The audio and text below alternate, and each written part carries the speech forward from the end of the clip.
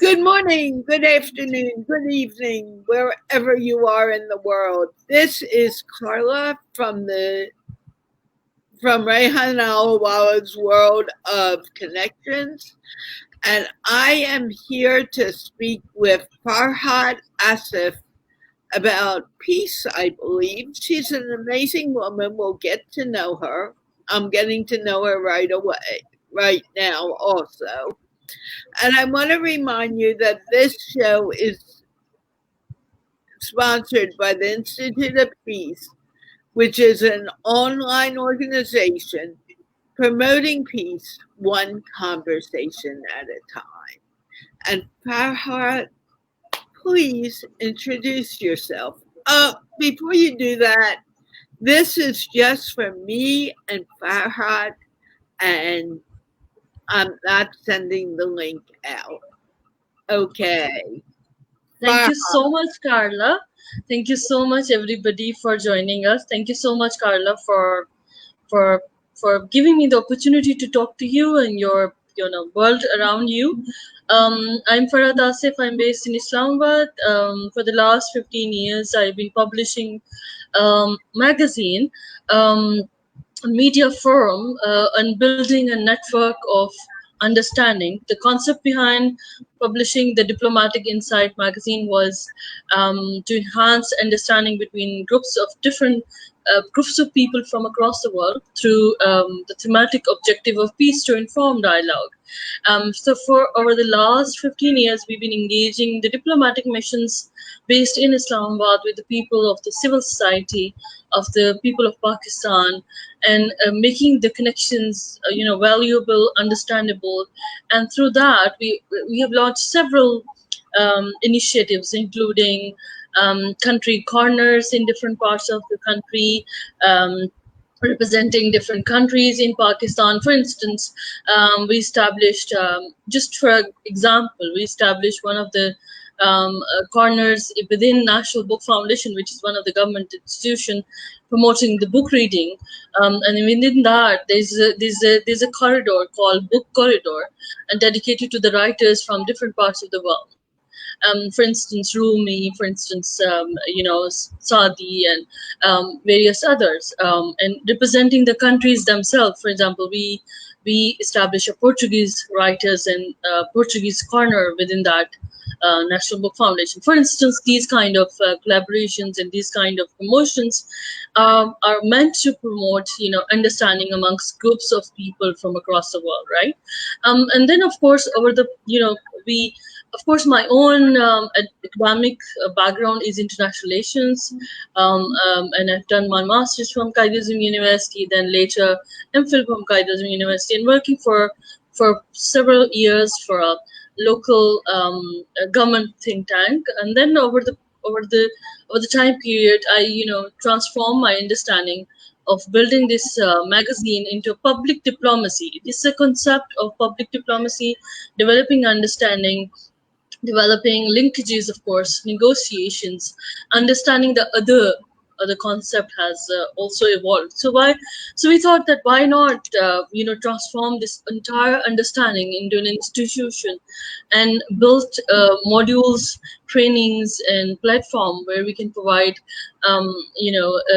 structured education modules to this, not only to the civil society but also to those who are based in Islamabad, because it's not only that we are training Pakistanis or connecting or making them understand others. We would like also them who are based in Pakistan as a global world to be part of the understanding. So at the Institute of Peace and Diplomatic Studies, we began in 2013-14.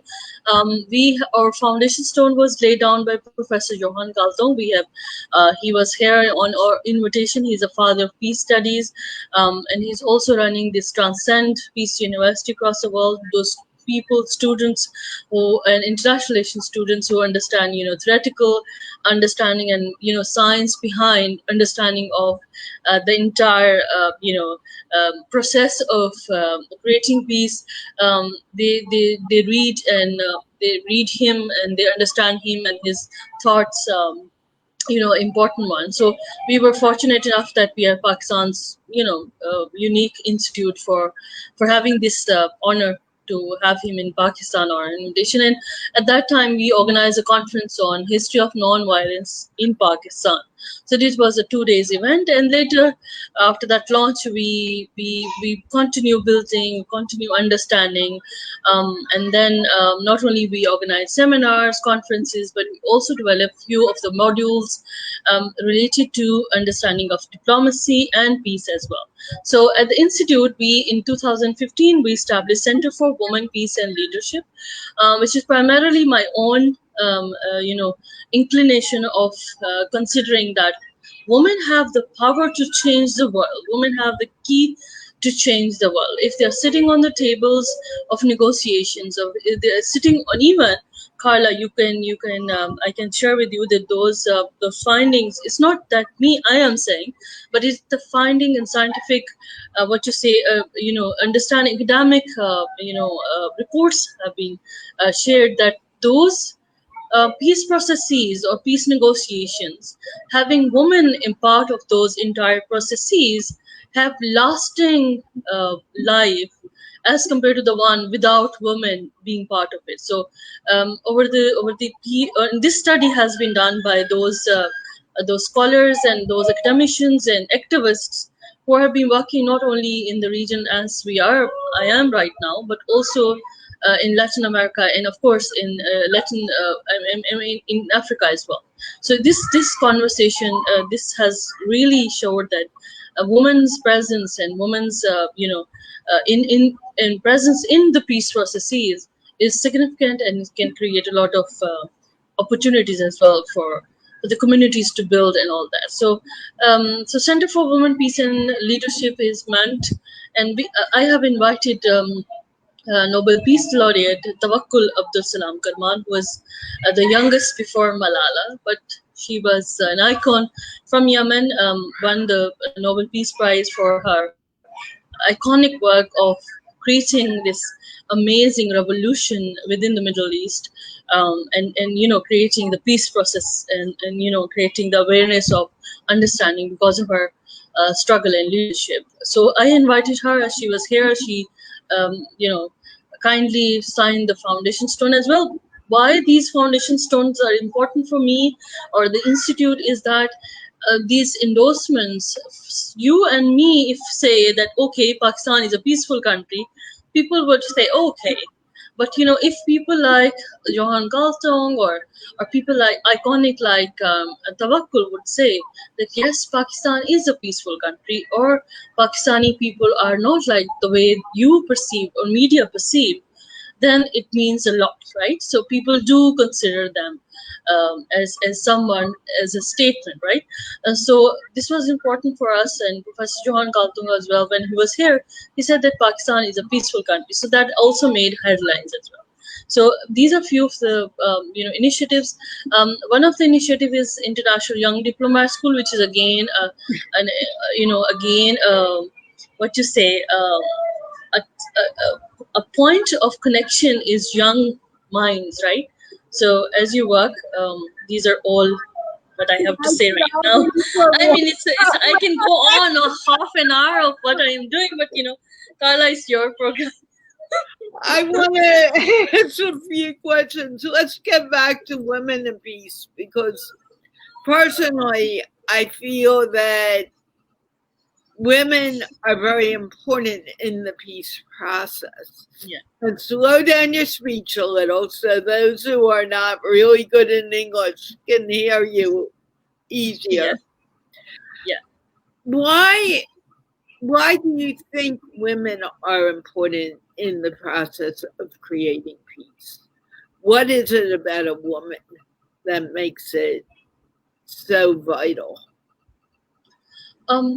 Carla, it's just in us. One of the conversation that I shared with other one of the institute that I gave the talk to was that the home is an intensive care unit, right? Where a woman give birth to a life, right? Women not only give birth to life, but she nurtures around that life, right?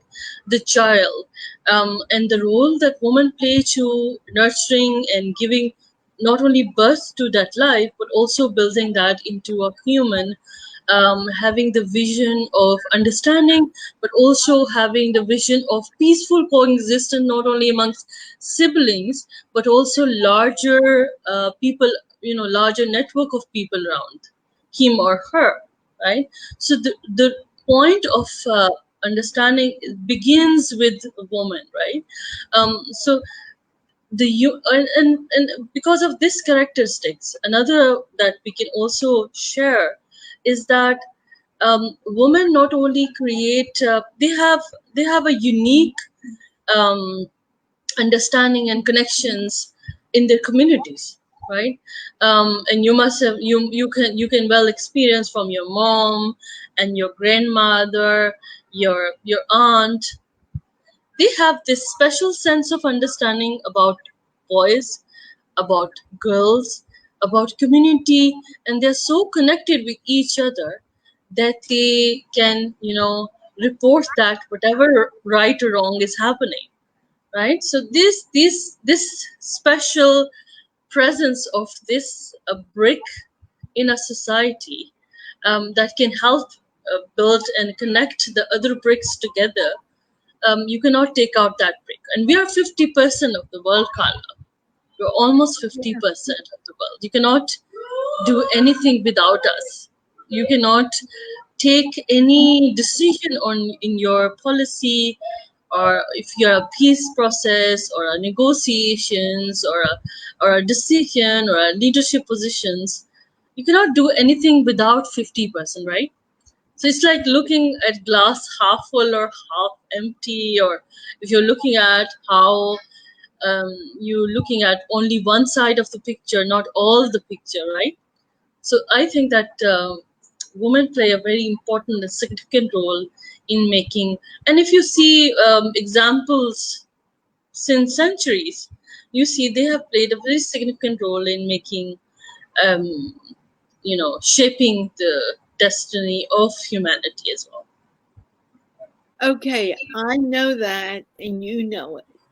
How it's really important for women to be in, I don't want to say power, but I'm going to use that word because women actually do run the world. If we bring the kids in, we raise the kids, we teach. It's for a woman who teaches peace to the kid or to be violent. So, how can we kind of become a little more known as peacemakers? What do you suggest be done? As I discussed this in this evening as well, that as I said that home is an intensive, as I always say that home is an intensive care unit, and your woman or your mom, your mother, sister is looking after that entire intensive care unit, right? So when that person is not skilled enough to look at that intensive care unit well, knowing, having the skill of knowledge, having the skill of how to raise better, I mean, um, better children, healthy children, not malnutritious, nutritious children, well balanced diet, having balanced diet, right? Educated, well empowered, socially, economically, politically, well empowered, that person who's looking after your intensive care unit, Carla, then how can you consider that your entire, when that intensive care unit multiplies, it becomes society, city, country, right? So when your unit initially is not well structured or well placed or well skilled, how can you think about having the country well managed or well done, right? So you need to im- give the skills, understanding, knowledge, and guidance, or help them nurture that intensive care unit and the individuals who are part of that. Right. So it's up to us to do the nurturing. How can we become effective with the nurturing? What is the best thing that we can offer to women to help them realize what they do is important? I hate it when a woman says, I am just a housewife. And I look at them at my show and I say, what do you mean you're just a housewife? You are the one who keeps your husband alive in many ways. You raise the children, you take care of the house, and they say, "Oh, you're right," but they're not thinking. How can we help women begin to think like that? Carla, it's easy question, and also it is a difficult question as well. How can we make individuals? I'm not saying it's only women, but I think that it's men as well. At the same time, we are individuals. We are thinking, oh, I can't do it, and you need to push. You need to push each other together. It's not only women saying, oh, I am the only housewife and I am the only person who is looking after the house. So it's because that we have given out our power. I must say this word because we have given our rights to given away the rights. It's not like that, because Carla, when you understand your rights, when you know that you have the rights to justice, to health, to education, to any rights that you're given by the state, if you are aware of those rights, then you're able to do that. And secondly, Carla, it's that it's not just women. I think that it's in individual capacity that you can build, and through several nurturing processes. For example, that woman who's looking around, who has come from a background, a family who has continuously saying to her, your place is only at home and you will die when you will be coming from that home, and that kind of mindset when she's married to a person, right? So the point is that it's not just that you need to empower that daughter, but you need to empower that mother also, so that the process of understanding continues. For example, if I'm empowered, I'm aware of my rights, my duties, my contribution to the society, then I will and with it's not that I'm an individual, or somebody who is sitting here and saying, oh, I did it myself.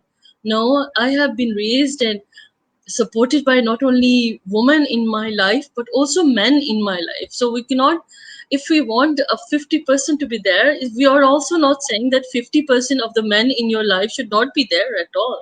So it's just that you go together and you need to support each other together. I was supported by my father, my brother, my husband now, and many men in my life who are still here.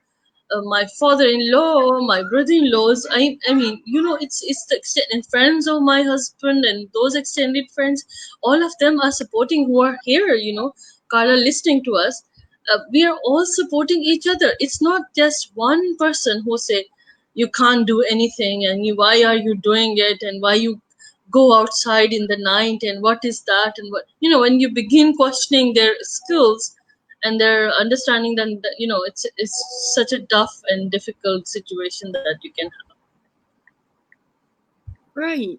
And I think it's really important for women to begin to understand that. Because I think many women do not realize how important they are to the world. What can we do to help women understand that? I mean, Carla, what we can do is that we can, there's a lot of work that we are doing, and we need to do. In fact, Right. First of all, this mindset of patriarchy should be gone away. It should be there should be a national emergency across the world. It should be an international emergency for letting away that patriarchy and sense of power of one gender towards another, and sense of balance should be there, equality should be there, inclusiveness should be there, right?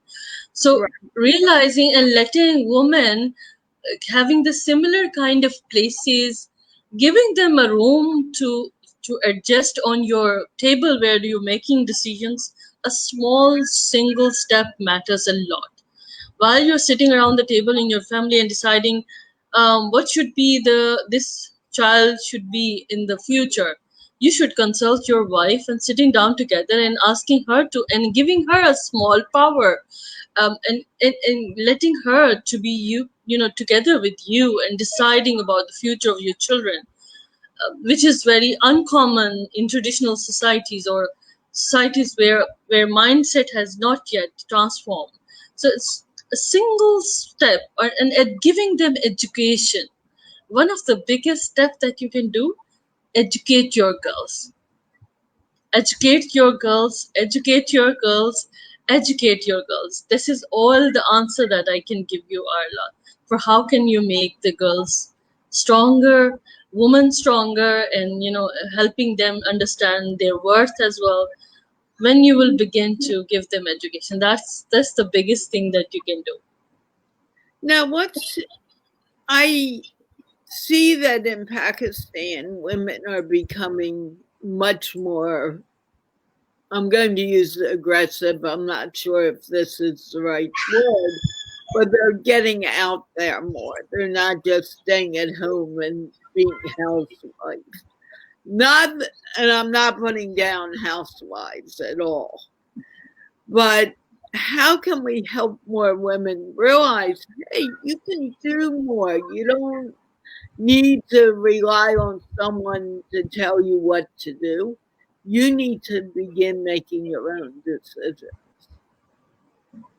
Yeah, Carla, another, as I said, it's all about education, it's all about sharing knowledge, it's all about learning, it's all about giving the opportunities to the young girls, it's all about using the safe spaces on the internet, availability of this, conversations like you and me, or many others who are giving the skills online, sharing, discussions are happening. When you're aware of these all kind of circumstances and what are the opportunities that are available, and of course I said that it should be inclusive, and when and by the way, as I said earlier as well, as an individuals, you need to realize that you have a worth, right? You need to continuously realize yourself that you have the worth to change the world. And it's not that somebody else would say, oh Carla, you are so powerful, or you like that.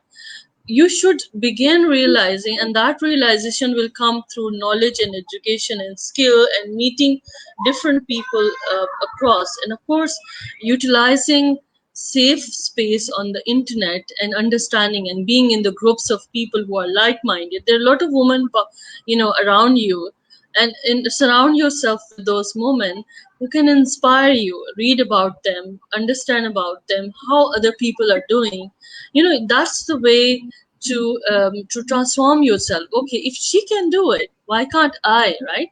So at this internet and connectivity has given us a lot of opportunities as well, but also certain threats are there, but that realization should also be there as well.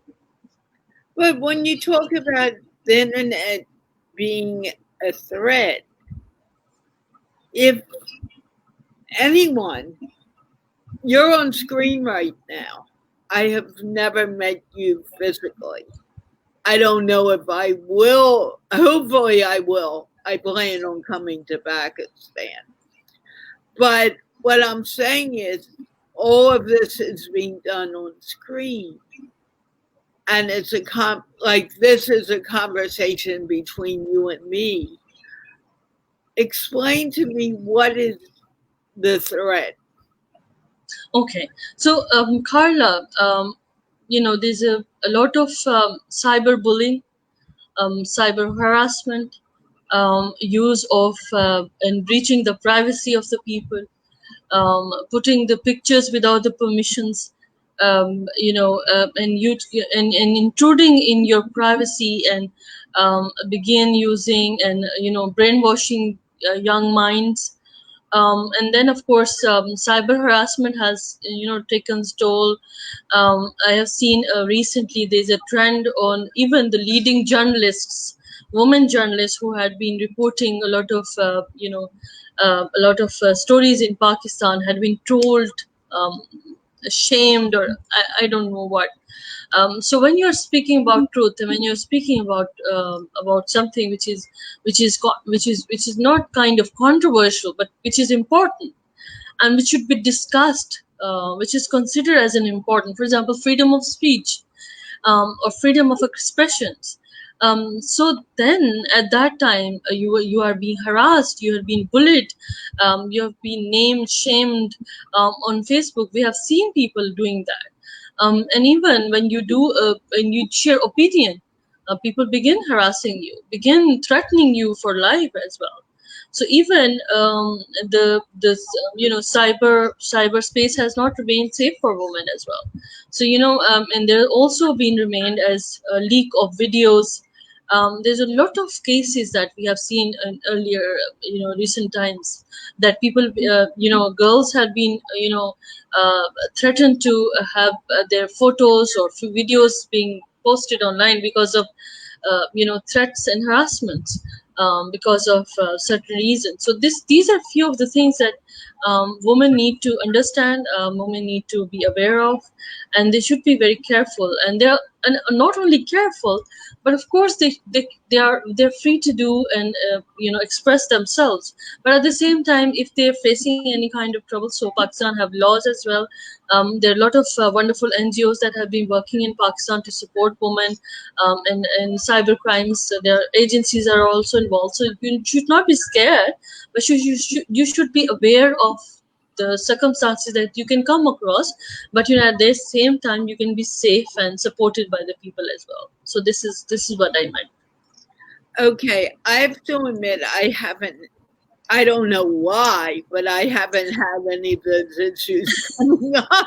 So I haven't. Yes, Carla. This morning I was discussing as well that sometimes, every individual have a different story and different experiences, right? So it does. For example, if you do not experience, I have not experienced, but it does not mean that this does not exist. So this does exist. So this evening, I was sharing that we are almost 6.5 or 7 billion people on Earth, and everybody has a unique footprint, unique thumbprint, right? Everybody is different from each other. So everybody's experience should not be compared. For example, I should not compare Carla's experience, or I mean like that. So their experiences are there. So when somebody say that I have experienced these things, so in Pakistan people begin questioning that. But at the same time, we need to understand that this experience might happen, and this is happening in Pakistan, right? True, and that's another point when it comes to communication. Also, um, you made me think about communication with this because I may say health, and that may mean my small apartment, and you say house, and that means a single house with a backyard and everything you want. So when we use words, we need to be aware that words may mean different things for different people. The word of peace for people may not mean the same to me as it means to you. And I'm Exactly. wondering, can you define peace? For me, peace is expression of rights, right? For me, peace is having the dignity of what Lama said, that having the dignity of having the food without fear, having the water without having the fear of losing it, having the air without pollution, having the having the sense of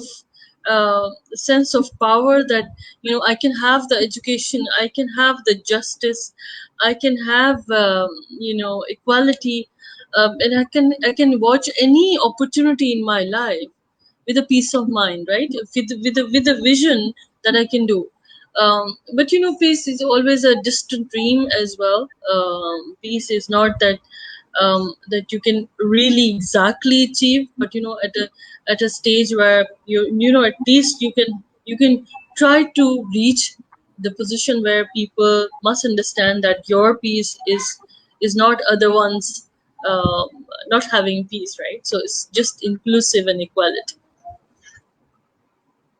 Okay, so saying that, how can we move from peace to peace in the world? To me, peace, internal peace, is the beginning of peace in the world. When people are peaceful within, then they'll become peaceful without. What do you think on that? I think it goes both ways. I think it's simultaneous process. I think it's not that you begin having peace inside you, and then you can have peace outside. But I think that it's both ways. It should be simultaneously, uh, you know, both ways. It should be helping one to another, right? So it's both ways. So outside peace can also influence you to have that inner peace, and inner peace can influence to have an outside and people around you. So it's both ways. So it's not that first you achieve one and then you can achieve the other. So it goes by side. And I think that you're very right in saying that. And then of course when you're in our we have the understanding that you get the peace when you are having the people around you are peaceful, right? So how they can be peaceful, they can have their own rights. They're not threatened by you, by your presence, by your space. So this is how it goes, right? So when someone isn't threatened by the space of another, doesn't that come because they're confident and they feel peaceful within? Carla, at the same time, when you are creating that understanding for the balancing of both levels of peacefulness within and without, and because of that, you create simultaneously either somebody who is connected to you, because sometimes it happens that you're violent, then people around you becomes also violent, or there's a violent spread violence. So when you're peaceful or you're calm or you're able to be somebody who is not threatened, who is not somebody who is creating a lot of trouble for other people, then you will be able to create a lot of peace around you. And because of that, sometimes you face a lot of challenges as well, because somebody might not be able to understand your space, your dimensions, your worldview. But at the same time, it is also subject to the fact that sometimes that inner peace and outer peace and your own work take longer than usual. But at the same time, you will be able to create the spaces between you and that other as well. So you are not only living in your own world, but you're living in a world where everybody else is there, right?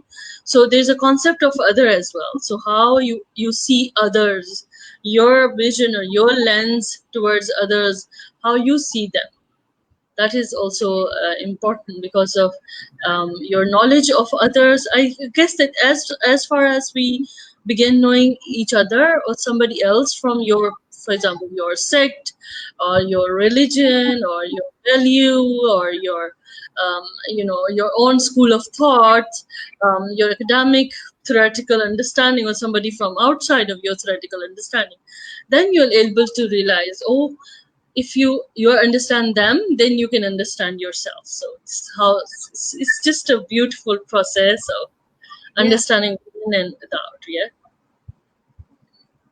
We really need to work at helping women, especially in your neck of the woods, also in the United States, Of to course. feel more empowered. Yeah. Do you also do things offline, or is your work more online? Carla, as far as my conversations and work is concerned, after the COVID-19, I have shifted my work most of the time online. But earlier, it was also, engaging communities, reaching out to them and working with them. And since my own home is Kashmir, so I regularly go and reach out to them, my people as well. So I'm from Mirpur, Azad Kashmir. I'm from Pakistan side of the Kashmir, and then of course I reach out at that time. I used to reach. So for the last 8 9 months, I remained online. But this has given me more opportunity to connect with those people who I could not meet physically. For example, like yourself, Carla. And I have recently started this conversation with amazing women from across the world. You must have seen that as well. And that has given me a bigger canvas to see the world. And that's what's so important of the internet, is that we're not just looking at our small communities. Our communities grow tremendously. And Yes. how do you feel with COVID-19? We're not going to talk about the virus, but with the world as it's developing now, do you think the world will create more peace with with the internet supporting it? Carla, the world will create peace. Why? Because this has created a lot of opportunities for people to connect, right? So for example, if I don't know you, right, I can connect with you on telephone, talk to you, understand you, how you believe, how you work, what are your works, right? So this will ultimately create understanding amongst people, right? So and of course I think that it's an opportunity. COVID-19 has given you an opportunity to the world. While United Nations is celebrating 75 years of its existence, to actually come out and take and snatch that moment and opportunity to really create peace and harmony amongst Right. people, right? Yes. It could not have been done as other circumstances. We can leap more further with this technology. I completely agree. That's the value of the technology. People are saying, I don't want to get sick, but it's more than just See. staying safe. It's connecting the world. I mean, I've been speaking to people from all around the world, even countries that I didn't even know existed are now. Exactly. I'm like, oh, I didn't know that Yes. country existed. Exactly. That's the beauty of it. Yes. And I think people lose it because they don't realize that Yeah. strength. Yeah, exactly. You're so right. We can reach out to people in Australia. The other day we had this conversation. This was called Unconference and Local Women Leaders Conference. And Carla, with your permission, I will also be sharing that from 21st September till September 22nd. There is another conference happening globally, where people from across the world, women leaders are coming from across the world to host one of my parent institutes global conference, especially when you are celebrating United Nations 1325's 20 years and 25 years of Beijing Convention of Women and supporting them in the life. And you must have heard about Hillary Clinton's global golden words of women rights are human rights and human rights are women rights once and for all. And that's absolutely amazing. Please include me because I hadn't heard about what you're doing on this. Oh, I will be sharing with you all the details, and I'll be also sharing the link in the interview as well. If anybody wants to register, want to participate, we have website developed by the Coady Institute in Canada, by Parent Institute in Canada. I am their graduate. I am one of the advisory board members, committee member as well for holding this conference. So we're working day and night about that. So it's a wonderful experience that we are having. We have global sessions on different, dimensions of of women's peace and leadership. We are encouraging local women to come forward and share their voices. So this is all about it. How amazing. Please, please include. I will definitely. Yeah. Now, is this for women only? Yes. For the speakers, we are encouraging women to be there. Of course, listeners can be anybody from across the world. That's good. There has to be a limit. It just needs to begin. Do you have any words of wisdom you want to leave our audience with? One of the things that I practiced for my entire life is that there is nothing impossible in this world. My journey, Carla, began with somebody who is saying that this is impossible, Farhat. How can you do that? And I did it, and I sent the letter to him saying, "Find enclosed impossible. Find enclosed impossible, sir. Regards, Farhat." And you know what, Carla? That amazing journey never ends, and I'm talking to you right now. So, impossible, always say that I am possible. So, never forget that. And second is that if you lose your zest for struggle, then there's always a death. So, always continue struggling, continue meeting a lot of people, and building your networks and surround yourself with people like Carla. Thank you. I feel very honored that you would consider me as a leader in this area. Why not, Carla? Amazing. I am very humbled. I am humbled to be at your with you conversation, Carla. We've been talking a lot about this, and I'm so honored that I'm meeting you and I'm discussing things that I do. And I hope that I'll continue learning from your experiences as well. So anybody who wants to remain in touch, you can also share my links, my profiles. You have already shared, Carla. Thank you for that. And let's stay connected. I hope so, and we'll talk in a moment about that.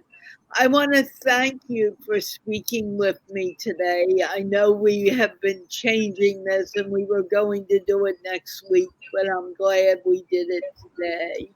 Yeah. And I also want to thank the Institute of Peace for supporting this conversation. And we're going to say goodbye. Let's wave goodbye. Bye. Thank you, Carla. Bye.